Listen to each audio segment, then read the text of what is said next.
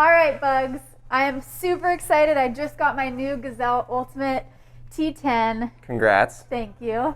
I'm a little nervous though. I'm not mechanically inclined.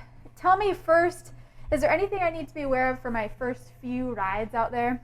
For sure. So first few rides, the bikes always have a break-in process where the parts get to know each other.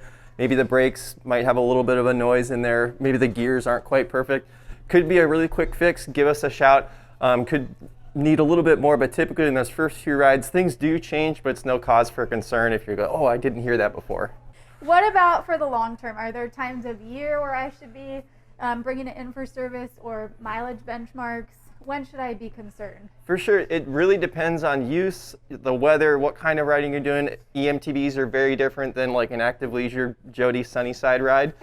But having said that, 6 months, 600 miles are a good metric to kind of go by.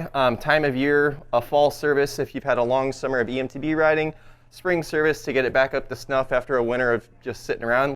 And I've heard rumblings that Bosch makes it pretty easy to gauge that 600 mile mark. I know I've got an odometer in my display too, which is great.